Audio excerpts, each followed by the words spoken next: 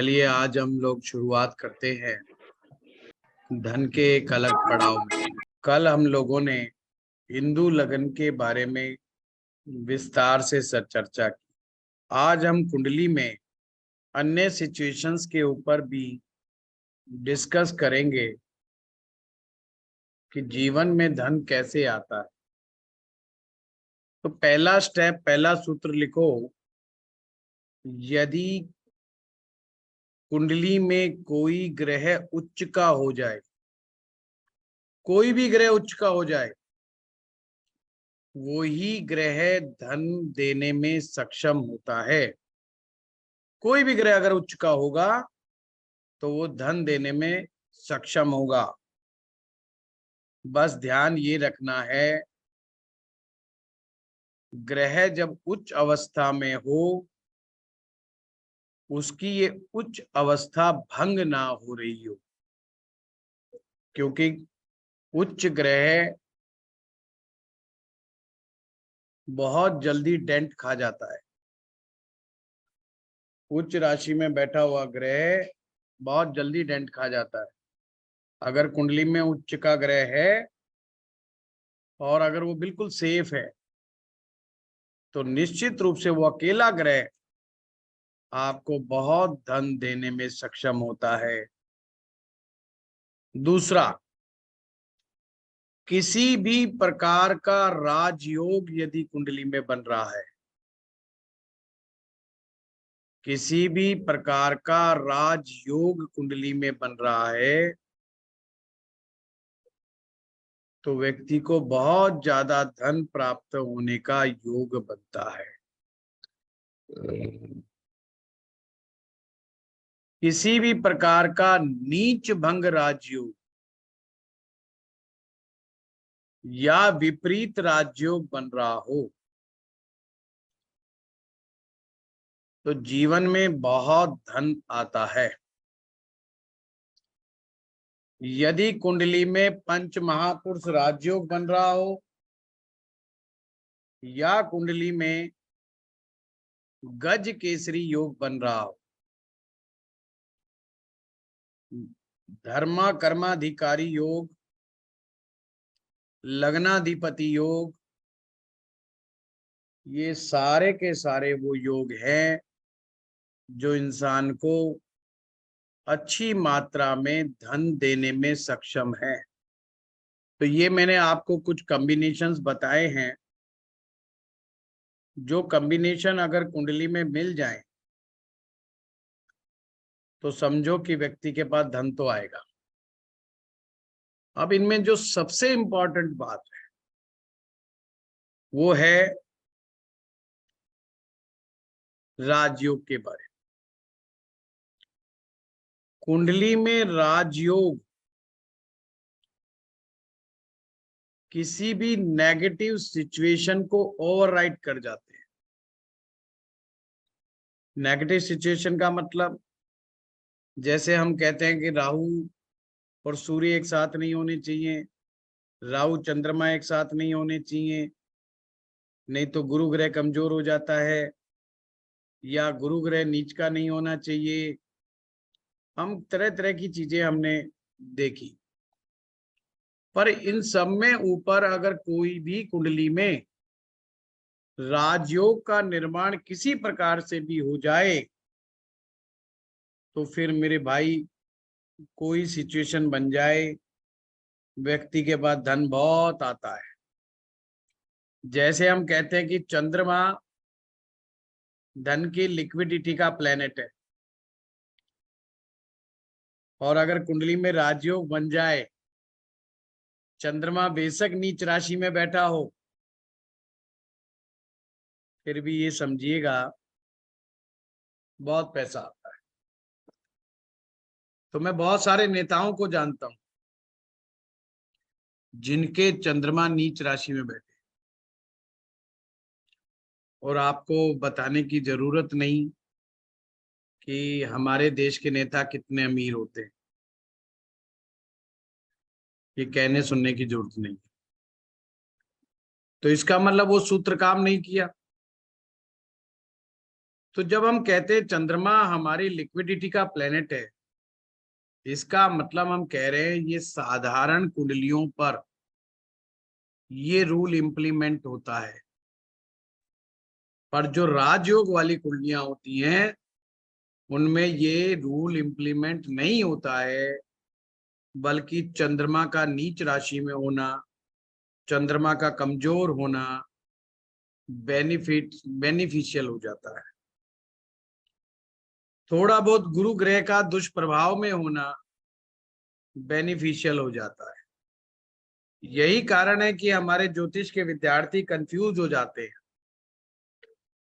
जब वो बेसिक ज्योतिष में सीखते हैं कि भाई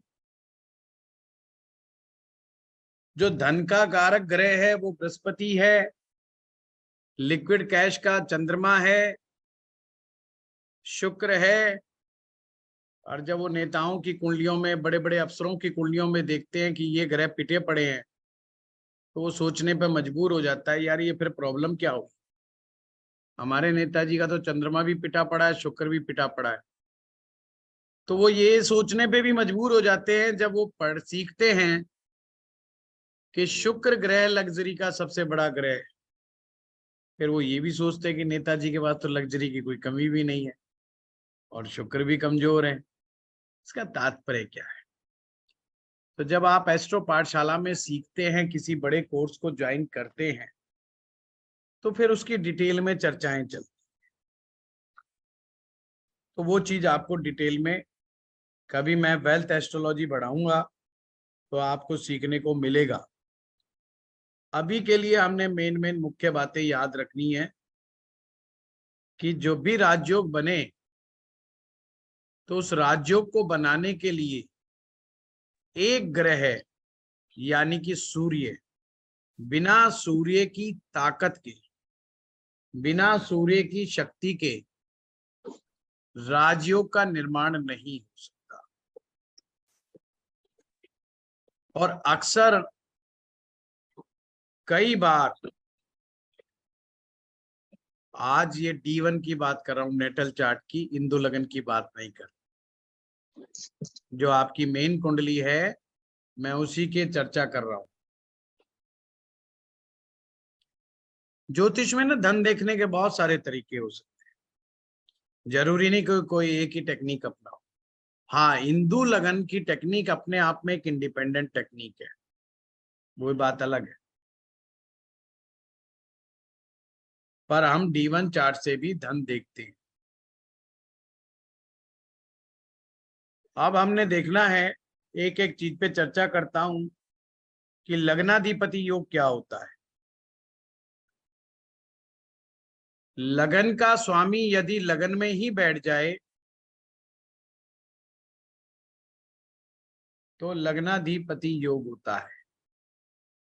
लगन का स्वामी लगन में बैठ जाए तो लग्नाधिपति योग होता है।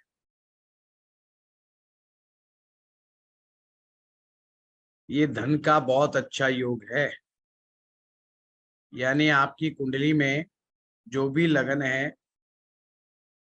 उस लगन का स्वामी अगर फर्स्ट हाउस में ही बैठ जाए तो आपने लग्नाधिपति योग मानना है।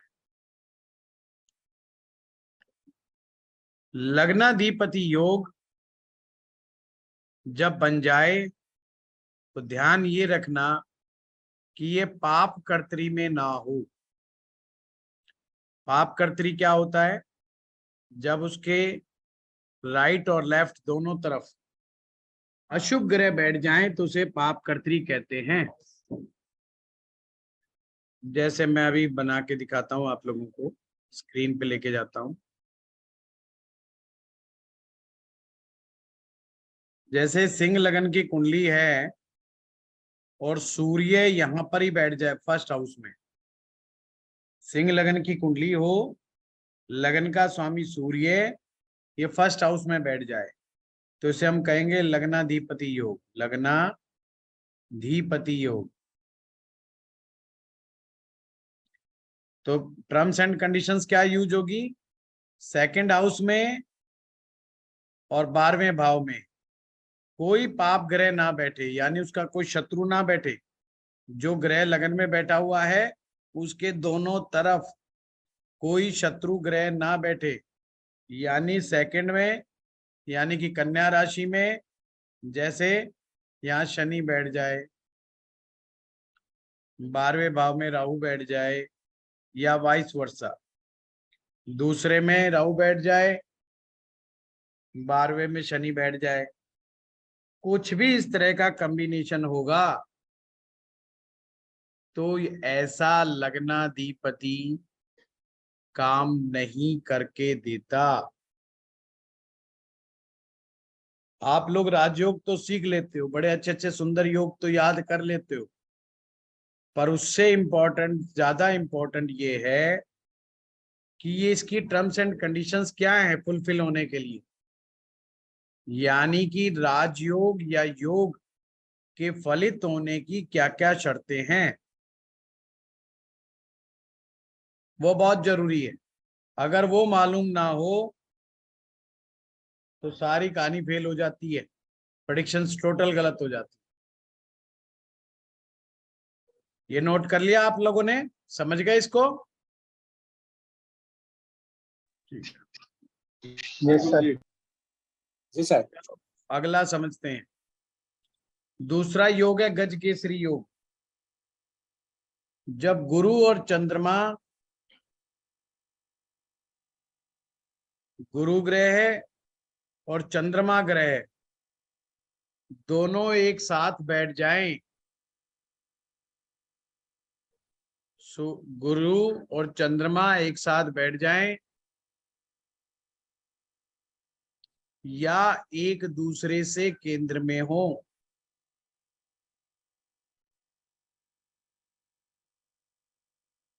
ये एक प्रकार का बड़ा राजयोग है गज केसरी योग।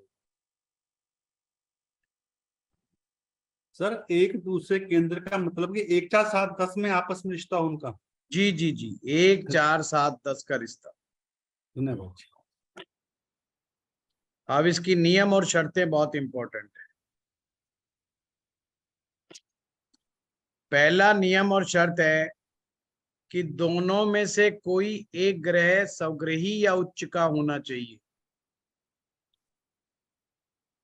दोनों में से एक ग्रह स्वग्रही या उच्च का होना चाहिए। शर्त नंबर 2, दोनों में से कोई भी ग्रह कमजोर नहीं होना चाहिए। तीसरा, दोनों में से किसी के साथ भी कोई पाप ग्रह जैसे राहु, शनि या केतु नहीं बैठना चाहिए। राहु केतु शनि कोई भी ना चंद्रमा के साथ बैठा हो ना गुरु के साथ बैठा हो। अगली शर्त, ये कॉम्बिनेशन छठे भाव में, 8वें भाव में, 12वें भाव में नहीं होना चाहिए, यानी ये कॉम्बिनेशन 6 8 12 में ना हो। अगर यहाँ पर होता है तो भी ये कॉम्बिनेशन कोई खास काम नहीं करता।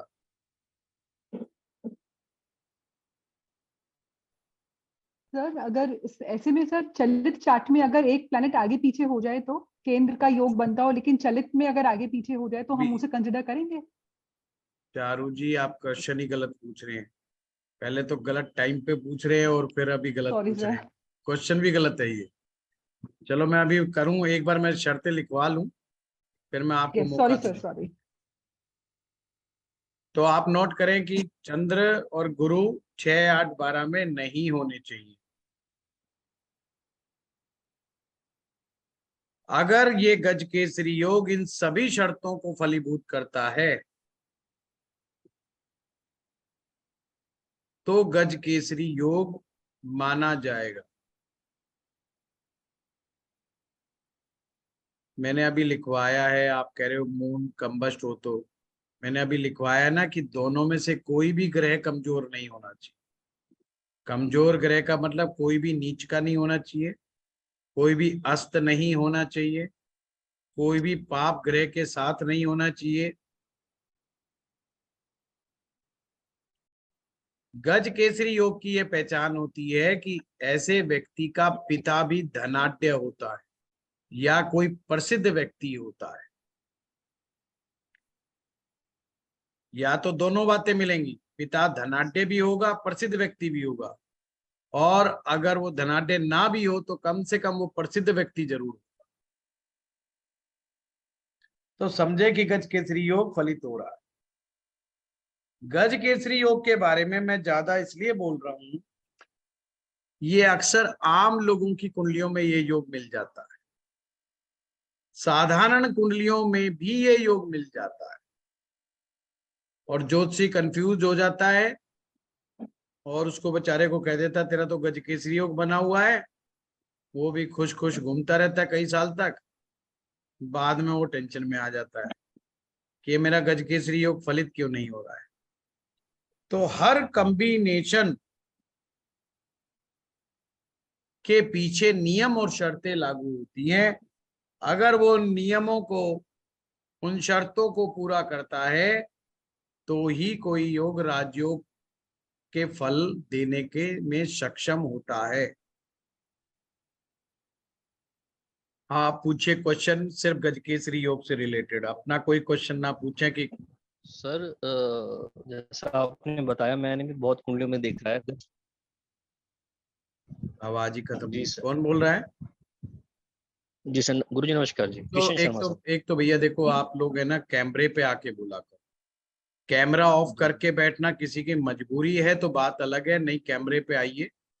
और ये एक अच्छे संस्कार नहीं है।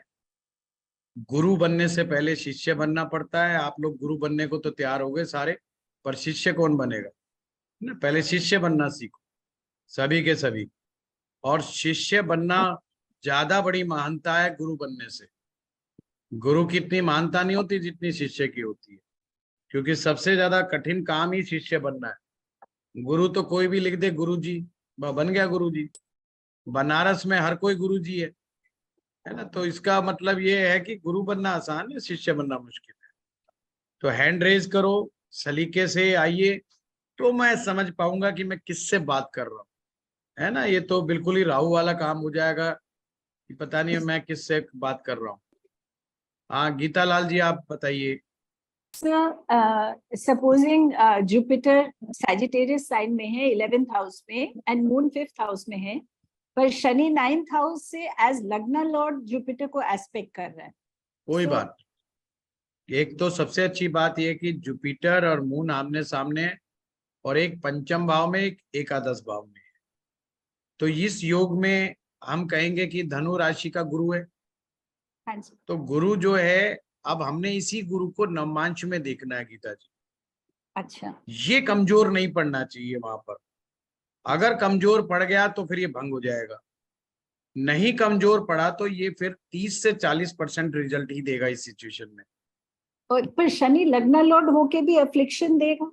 कोई बात नहीं, अगर शनि लगन लॉर्ड होकर के तीसरी दृष्टि से देख भी रहा है, शनि की दृष्टि जब गुरु के ऊपर पड़ेगी तो गुरु को ज्यादा फर्क पड़ता नहीं है। अच्छा। शिष्य गुरु के बारे में गंदे विचार रखता है, खराब विचार रखता है, गुरु का नुकसान कुछ नहीं है कोई नुकसान कुछ नहीं है। शिष्य अपना नुकसान खुद ही करता है। शनि एक ऐसा ग्रह है जो गुरु की बहुत रेस्पेक्ट करता है। शनि एक ऐसा ग्रह है कि जो गुरु की बहुत रेस्पेक्ट करता है। हेलो।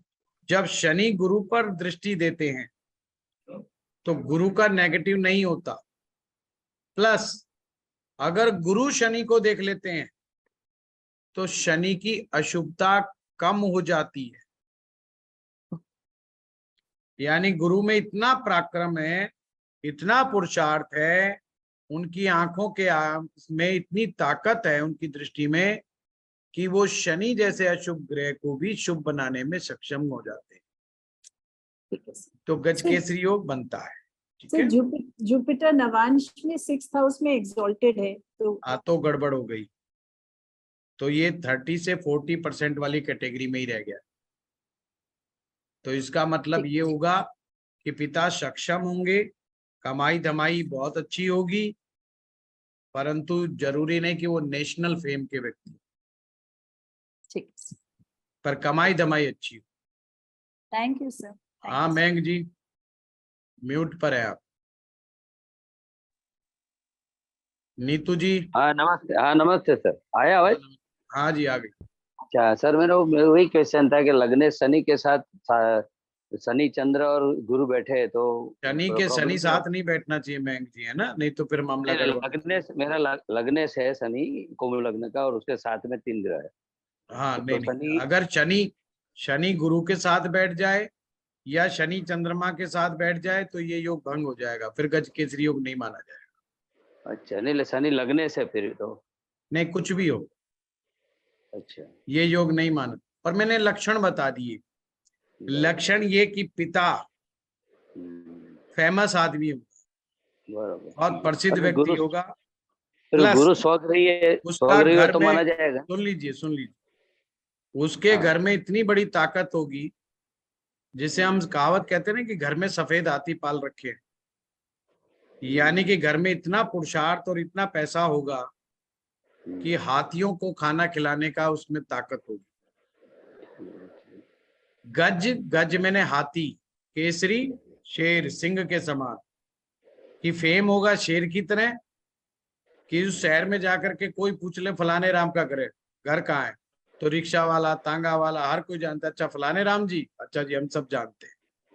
तो जैसे कोई प्रसिद्ध आदमी होता है कहीं पर, उसके घर के बारे में कहीं पूछ लो, हर कोई जानता है। तो ऐसे लक्षण जरूर कुंडली में आने चाहिए, तो पता चल जाएगा ऑटोमेटिक कि साहब ये फलित हो रहा है कि नहीं हो रहा है। फिर बाद में सीखते रहो कि टेक्निकली गड़बड़ कहाँ होगी। हाथी की सवारी, हाथी की सवारी का मतलब, ऐसे लोग हाथी की सवारी का बड़ा एंजॉय करते हैं। अब घर में पाल रखा होगा तो हाथी पे ही घूमेंगे।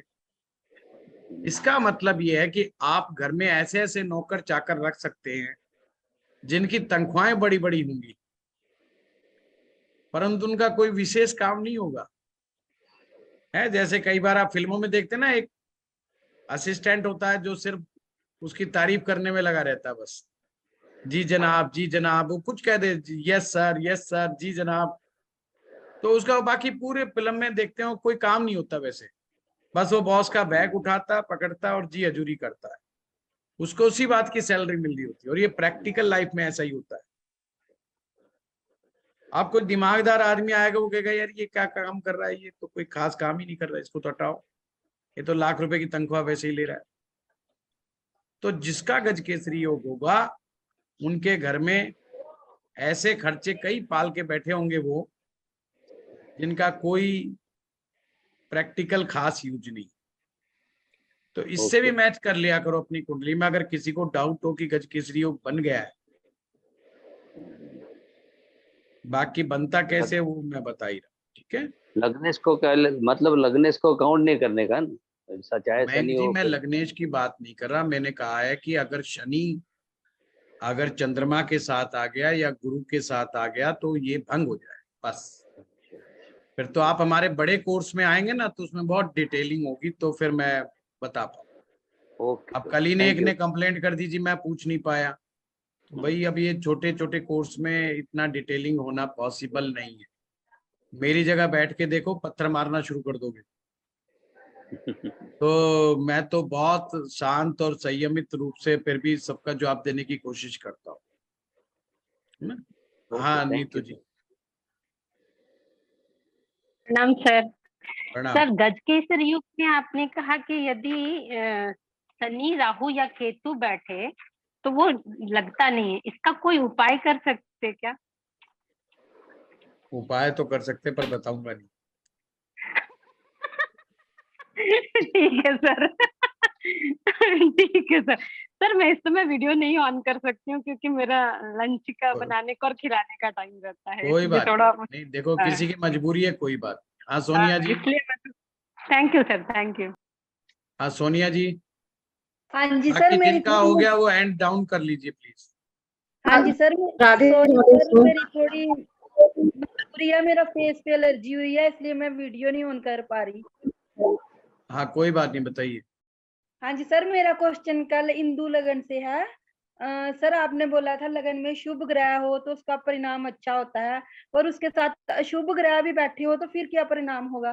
फिर मिक्स रिजल्ट देता है। ठीक है सर। हाँ सोनिया जी, दूसरे Sonia ji. Okay, Radhe Radhe sir. Sir कर्क लगन की पत्री है और मून जुपिटर वहीं बैठे हैं, और बहुत जुपिटर बढ़िया। लेकिन जुपिटर रेट्रो है, हम्म। तो उसका कुछ वो होगा कि उसमें कमी आ जाएगी? उच्च का जुपिटर होके रेट्रो हो गया। उच्च का जुपिटर अगर रेट्रो हो जाए, आपको सूत्र समझा रहा हूं, तो उसका फल नीच राशि के समान हो जाता है। देखा, आज तो दिन ठीक नहीं है सोनिया जी। गज केसरी योग तो गया गया, उच्च का गुरु और खराब हो गया। नहीं, कम से कम उच्च का गुरु तो ठीक ठाक बैठा था। हाँ वो तो ठीक ठाक बैठा था, उच्च का जुपिटर, और फिर उसके ऊपर सैटर्न की तीसरी दृष्टि है। नहीं, दृष्टि तो मैंने बताया ना, दृष्टि का इतना बड़ा रोला नहीं है ना। ओके। प्रॉब्लम ये है कि अगर ग्रह उच्च का हो और वो वक्री हो जाए, खास करके गुरु लगन में बैठ के, कर्क लगन में, तो गुरु के नीच राशि के रिजल्ट मिलने लग जाते, तो उसके उच्च ओके। वाले परिणाम नहीं प्राप्त होते। ओके। अदरवाइज, और मैं लक्षण बता देता हूँ इस चीज के क्या है, क्योंकि ये बहुत इंपॉर्टेंट है। अभी आपकी एज 32 साल तो क्रॉस कर गए होंगे आप। नहीं, ये मेरा नहीं है, मेरे बच्चे का है। बच्चे का है? अच्छा ठीक है, तो कोई बात नहीं। तो उनके गुरु को ठीक बनाने का प्रयास कीजिए। देखिए, अगर ये गुरु और चंद्रमा कर्क लगन में अगर इकट्ठे फर्स्ट हाउस में बैठ जाएं, तो ये बहुत बड़ा महायोग है। वो व्यक्ति संसार में भगवान की तरह पूजा जाता है। ये समझ लीजिए, इतना बड़ा योग है। और वो इतना नेम फेम कमाता है व्यक्ति, जैसे लोग उनके दर्शन पा करके ना ऐसा महसूस करते हैं जैसे भगवान के दर्शन हो गए। तो इट्स वेरी गुड योग, बट हाँ, वक्री गुरु के साथ ठीक नहीं है। हाँ नैना जी, आप बताइए। तो सर उसके लिए क्या कर सकते हैं, वो तो बता दीजिए। अब इसमें आप अकेले को बताऊंगा ना तो फिर देख लो नैना जी लिख देंगी कि देख लो मेरा नंबर नहीं आया। तो अभी मैंने नैना जी का लिखा नंबर था लगाने दो। हाँ बताइए नैना जी। हाँ वही, गुरु मित्र राशि में हो तो? मित्र राशि में, मीन राशि में या धनु राशि में हो? अच्छा, सन की राशि मित्र नहीं होगी? 5 नंबर? नहीं, केवल धनु राशि, मीन राशि, मित्र राशि से नहीं बनता। और ये उच्च का गुरु का जो अभी आपने बोला ना, रेट्रो हो जाए तो जैसे नीच राशि में हो, रेट्रो हो जाए तो उच्च के फल देगा? हाँ बिल्कुल उच्च के फल देगा। ओके, बिल्कुल उच्च के देगा, पर उच्च के कैसे देगा वो कभी मैं समझाऊंगा आपको डिटेल में, क्योंकि इसका फर्स्ट हाफ नीच का परिणाम दिखाता है, सेकंड हाउस में उच्च की तरह रिजल्ट देता है। ओके, जैसे जुपिटर 5 नंबर राशि में रेट्रो होके मून के साथ ही बैठा हुआ है, और ये वीनस एस्पेक्ट कर रहा है, तो क्या? मुझे थोड़ा सा कहना है, आप लोग अपनी अपनी कुंडलियों को लेके बैठोगे तो नहीं, कुंडली अपनी नहीं है, किसी की याद रहेगी। कोई बात नहीं, कल नैना जी ने लिखा था, वो है पर्सनल, इसीलिए मैं बता रहा हूँ ये प्रॉब्लम। हाँ मैंने लिखा था। हाँ इसीलिए आज आप ही समस्या क्रिएट कर रहे हो, देख लो। कोई बात नहीं, देखिए आज ये छोटा सेशन है। अच्छा, ये योग क्या होता है? एवरी क्लास में मेरे साथ ये चीज होती है, उसके लिए कुछ बताइए। कि जैसे ही मैं बोलना स्टार्ट करती हूँ वैसे ही रोक आ जाती है। आप पॉजिटिव सोचना शुरू कीजिए, और अगर मजा ना आए तो और पॉजिटिव लिखिए, फिर देखो आपके साथ पॉजिटिव होना शुरू हो जाएगा। ये मेरी गारंटी है, मेरी क्लास में तो ऐसा होगा। ओके, पॉजिटिव लिखिए। हाँ लीना जी। हाँ सर, वो बताया नहीं आपने। नैना जी, मैंने वो ध्यान से सुना नहीं, वो क्या बोला आपने, मैं समझा ही नहीं। जैसे सिंह राशि में, लियो राशि में, हाँ लियो राशि में ना वो सौग्रही है, ना वो नीच का है, ना वो उच्च का है गुरु। ओके, तो ये माना जाएगा? ये नहीं, बिल्कुल नहीं माना। नहीं नहीं ओके। बिल्कुल जुपिटर और मून दोनों ही साथ में है तो भी नहीं माना जाएगा। नहीं नहीं, वो बस जुपिटर मून का एक साथ होना बड़ा अच्छा माना जाता है इन टर्म्स ऑफ कि ये व्यक्ति को जीवन में अच्छा भोजन देता है, अच्छा रहन सहन, सुख के सुख सुविधाएं देता है। ये देखिए ये कॉम्बिनेशन इतना अच्छा है कि चंद्र और गुरु किसी भी तरह से एक साथ बैठ जाए, बशर्ते कोई एक नीच का ना हो, फिर भी अगर बैठ गए साथ या आमने सामने भी बैठ गए, बेशक गज केसरी योग ना बने आप लोगों को, उसको अच्छा भोजन, अच्छा रहन सहन, क्वालिटी ऑफ लाइफ ये मिलेगा मिल ही जाता है, मिलेगा ही ओके। मिलेगा। Okay sir, thank you. हाँ लीना जी। सर बस मुझे एक चीज पूछनी है कि मान लीजिए लगन में अगर तुला में गुरु और चंद्रमा साथ बैठे हैं, अगर तो तुला और- लगन में लीना जी बन गया, बीच में ही रोक रहा हूँ, तुला लगन में ये बनता ही नहीं है, फलित नहीं होता। फलित नहीं होता, यही पूछना था। वृष बस लगन में, जबकि- तुला लगन में, मिथुन लगन में, कन्या लगन में, मकर लगन में ये फलित ही नहीं होता। ठीक है, बस यही मैंने भी ये क्वेश्चन पूछा था कि तुला लगन में दशम भाव में ये हाँ, फलित हाँ होगा या नहीं। शिवांगी जी तो आंसर मिल गया। तो गुरुजी ये ये दशम भाव बड़ा में फलित नहीं। गुरु से बनने वाला योग है, आसानी से थोड़ी ना मिल जाएगा। गुरुजी ये दशम भाव में स्वग्रही है चंद्रमा और गुरु, एक तो भी जगह नहीं लिखा होता है ना, सहज मिले अविनाशी, गुरु मिलना मुश्किल है। मुश्किल है। तो गुरु से बनने वाला योग कोई सहज मिल जाता है क्या? ये बड़ा टफ होता है। पूर्व जन्म के बहुत पुण्य चाहिए और गुरु भक्ति चाहिए। जब हम बहुत अच्छी गुरु भक्ति करते हैं ना, तो जाकर के ये योग बनते हैं, ऐसे कॉम्बिनेशन ये पुण्य आत्माओं के मिलते हैं। मैंने अभी क्या बताया कि कर्क लगन में चंद्र और गुरु अगर एक साथ होते तो बहुत बड़ा योग, बहुत बड़ा महायोग है कि भगवान की तरह इंसान पूजा जाता है। तो ये कोई कम बड़ी बात है क्या? इट्स ए वेरी नाइस योग। अब जितना नाइस योग ज्योतिष में होगा ना, उतनी उसकी टर्म्स एंड कंडीशंस होंगी, तो सर ये उसका फलित सिर्फ होना मुश्किल हो जाता है। सर फिर हाँ, ये कार्य उल्टे धनु और सिर्फ मीन लगन में बनेगा। 3 लगन है जिनमें ये फलित होगा। 3 लगन नहीं, में नहीं। 3 वो पोजीशन मेष में, कर्क में, सिंह में, धनु में, मीन में, कई लगन है, कुंभ में बन जाता है। मित्र वालों में फलित हो जाएगा। हाँ मीना खंडेलवाल जी।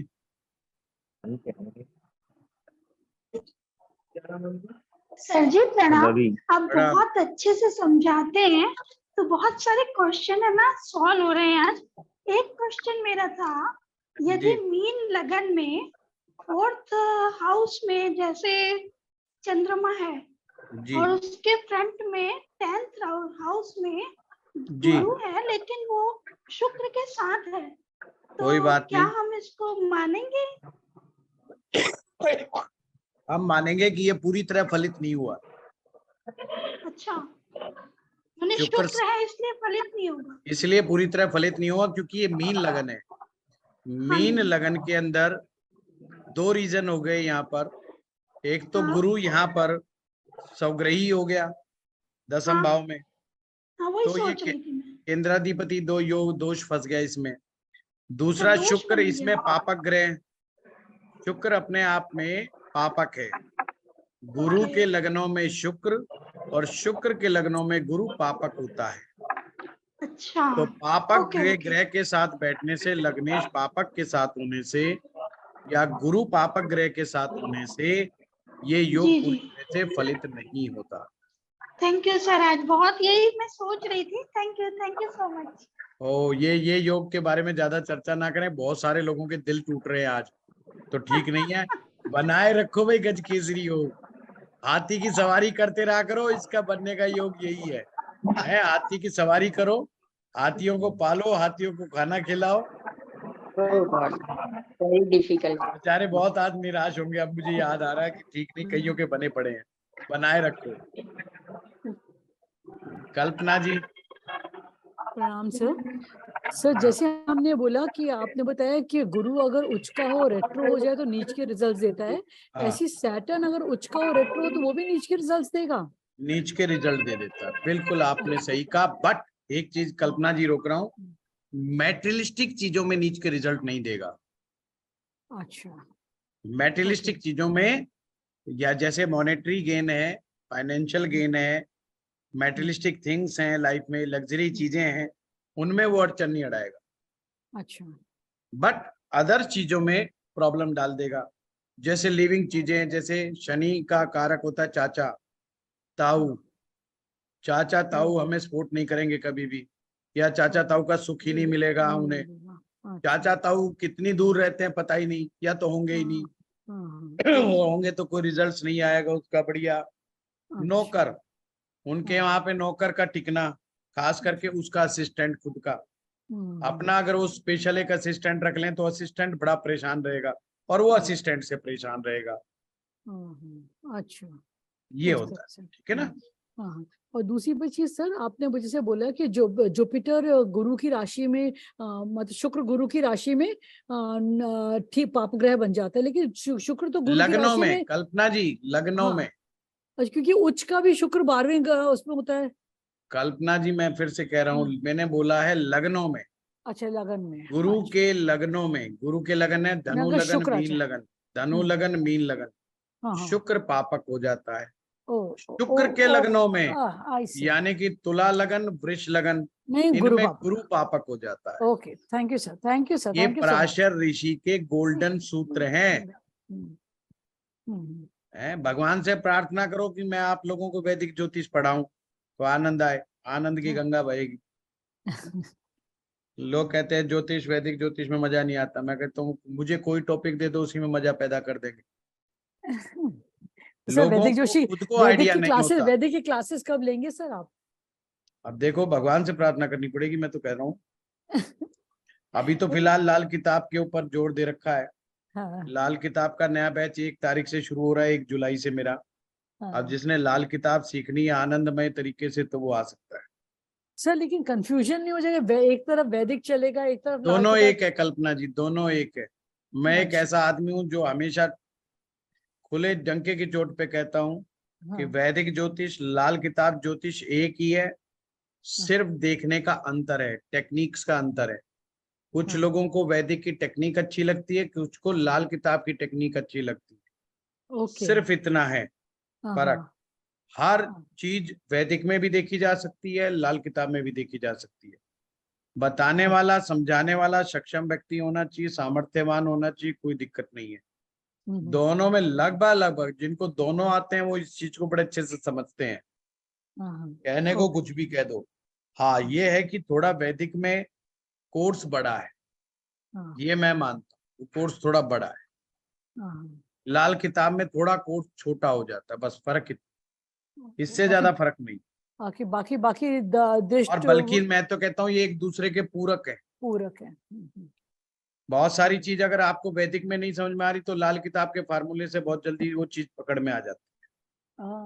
अच्छा। लाल किताब में बहुत सारी चीजें बहुत आसानी से दी हुई होती। जैसे अभी मेरा एक वीडियो आया 2 दिन पहले, जो बृहस्पति के ऊपर, कि आपका बृहस्पति सोना है या पीतल। पीतल, हाँ। अब वो क्या, देखो वो बिल्कुल, अगर जो वैदिक का जानकार भी होगा और उसको कंफ्यूजन किसी प्रकार का हो जाए, जैसे अभी कंफ्यूजन हो गया कि गुरु उच्च का तो है पर वक्री है, उन्हें समझ में नहीं आ रहा है इसको कैसे चेक करें।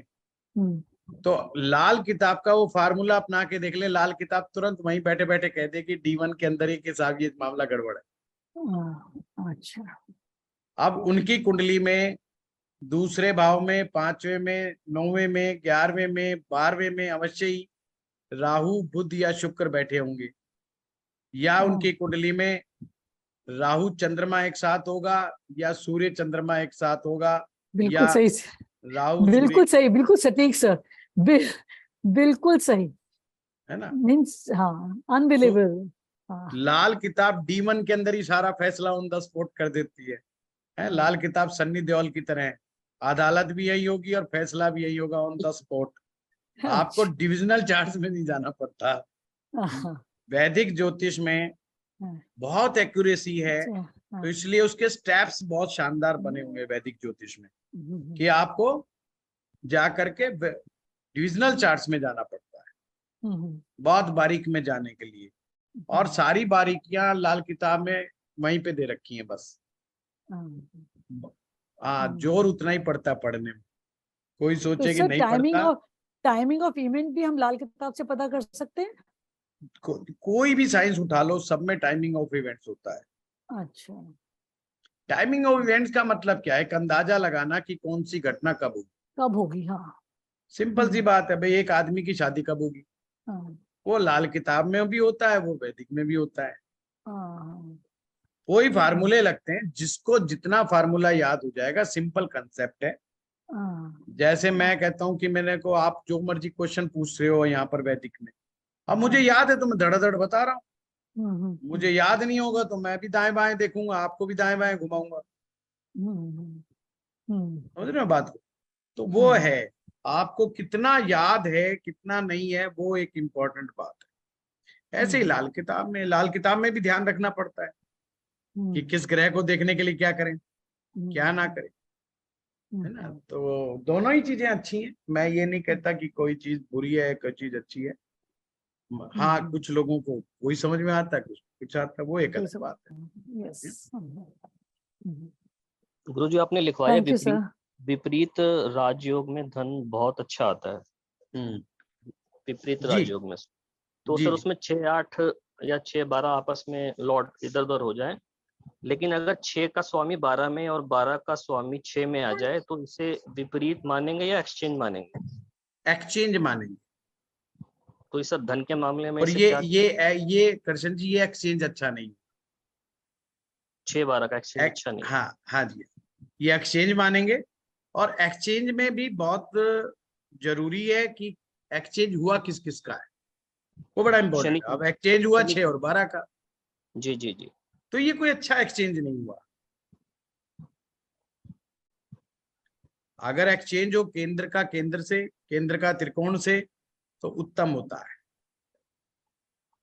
और एक्सचेंज अपने आप में एक राज्य हो, परंतु 6-12 का एक्सचेंज या 6-8 का एक्सचेंज या 2-7 का एक्सचेंज या केंद्र और ये 2-6-8-12 इनका एक्सचेंज, ये कोई अच्छे एक्सचेंज नहीं होते। इनमें कोई गारंटी नहीं होती बहुत ज्यादा। ठीक है, ठीक है सर, शुक्रिया। और विपरीत राजयोग भी भैया एड़ियां रगड़वा रगड़वा करके देता है, उसका कोई वैसे ही मजा नहीं आता इतना ज्यादा। आदमी को स्ट्रगलफुल सिचुएशन में ही देता रहता है। सर उसमें भी अगर शनि चंद्रमा हो तो और भी ज्यादा खराब है माना जाएगा। हाँ, मन को खराब तो कर ही दिया शनि चंद्र ने। आदमी का मन ही जब खराब हो गया तो फिर बेचारा क्या करेगा। शनि चंद्र का देखा जाता है, शनि चंद्र राजयोग भी हो सकता है, पर बहुत डीप साइंस है, टाइम लगेगा मुझे बताने में। अदरवाइज शनि चंद्रमा का अगर कॉम्बिनेशन कहीं पर भी हो जाए तो केतु उसका वैसे ही बिगड़ जाता है। और केतु अगर बिगड़ जाए तो केतु अपने आप में सेल्फ ब्रांड है, यानी लोग उस पर यकीन इतना नहीं कर पाते। तो वो अगर वो किसी को कन्विंस करने की कोशिश करता है तो बहुत ज्यादा कन्विंस वो कर नहीं पाता चीजों के मामले में। तो कई ये रीजन होता है। चलिए, आप लोगों का बहुत बहुत धन्यवाद, आज बहुत बढ़िया रहा। गुरुजी